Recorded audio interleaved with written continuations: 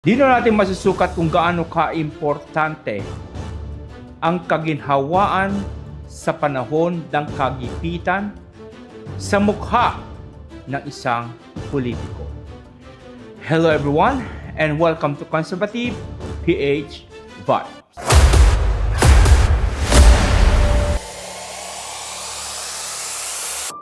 Ang walang puknat na pagtaas ng gasolina, ang pagtaas ng mga bilihin, sa uncontrollable na paghina ng piso kontra dolyar. Magkaisa po tayo mga kababayan ko. Huwag po nating isipin ang kapakanan natin. Isipin natin ang kapakanan ng ating mga kababayan. Sa mga politiko dyan na gustong magpakita ng malasakit, pero alam mo yon, meron siyang tinatawag na hidden agenda, mahiya naman kayo. Ang administrasyong Marcos ay ginagawa nila ang lahat ng kanilang makakaya upang ibsan ang krisis na kinaharap ng ating bansa. Ito ang pagkakataon nating mga Pilipino na ipakita sa bawat isa na meron tayong malasakit. Hindi ito ang panahon ng pamumulitika. Okay, let's just say impeachment is on its way to Sara Duterte. Given. We can continue that besides of what we can do for the Filipino people. Tanggalin ang mga taxes na hindi naman dapat nandoon like yung older regulation law. I think it's about time. It's about time to dismantle the older regulation law na nagpahirap sa ating bansa sa panahon ni Fidel B. Ramos. Bigyan ng control ang gobyerno natin para sa pagtaas at pagbaba ng gasolina sa merkado sa ating bansa. Okay? And ang masakit isipin dito, mga kababayan ko, yung dagok ng krisis, pangkalahatang krisis, ay isinisisi sa gobyerno.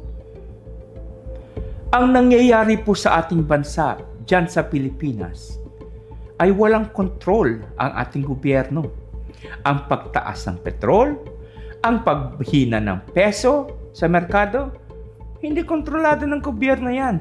It's because there is a huge war going on sa gitnang silangan.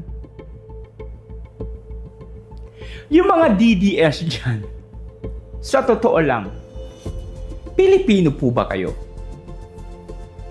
Kasi sa nakikita po namin parang wala kayong pake sa nakakarami o sa mga kababayan nyo o sa kapwa nyo DDS. Ang ginagawa ninyo, patuloy ninyong sinisiraan ang diskarte ng gobyerno upang ibsan ang krisis na ito. Sa bawat gawin nila, may masasabi kayo. Pero kudos sa totoong oposisyon, ang liberal. Kasi I think the liberals are the one backing up the government para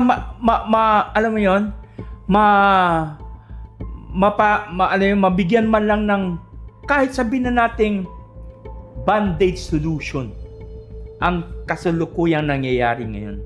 Nasabi ni Robin Padilla, pagpapakitang gilas lamang ang band-aid solution. No.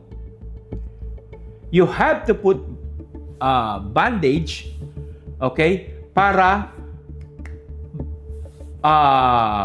lunasan pansamantala ang krisis na ito.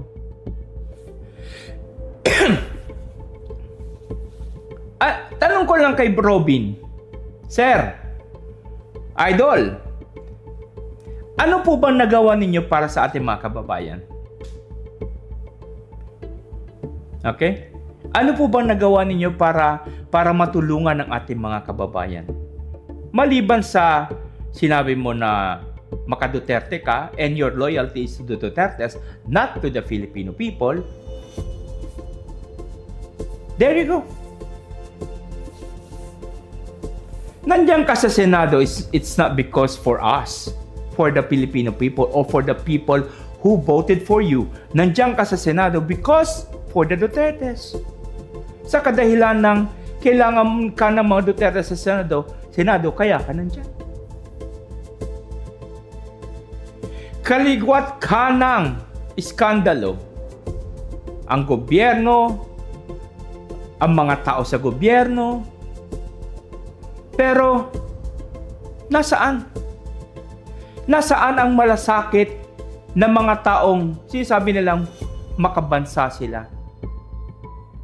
And to Sara Duterte, I don't see any support aside from the fact that you are preparing yourself for the upcoming impeachment trial sa March 25. It's about time for us Filipino to unite. Iwaksin na natin kung ano yung mga biases natin. If you hate the government, so be it. Hate the government.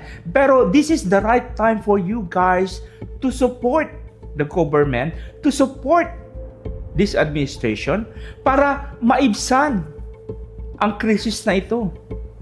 This is not the time for us to bicker each other and stab each other's back. It's about time for us to genuinely. It's about time for us to, alam mo yan, makatotohanan yan. Makatotohanang unity. Alright? I made this short video just to ipaalala sa inyong lahat, sa mga kababayan ko, na isang pagkakataon na hindi dapat natin palagpasin ang ating pagkakaisa para sa isa't isa. Mapa administrasyon ka man, mapa liberal ka man, o lalo-lalo sa mga DDS dyan. If you really want, okay, na ipakita sa amin, sa nakararami, na ang loyalty mo ay para sa amin, this is the right time. Alright? Maraming salamat po sa inyong suporta. And we're going to thoroughly dissect kung ano man ang pwedeng mangyari sa March 25. Paghahandaan po natin yan. At maraming salamat po sa inyo lahat. Mag-ingat po kayo, mga kababayan ko. Sa krisis na ito, kailangan nating magkaisa. Maraming salamat po. And please don't forget to like, subscribe, and click the notification bell upang sa ganun ay ma-notify po kayo pag may mga bago po tayong video tulad nito. And for God be the glory. Bye-bye.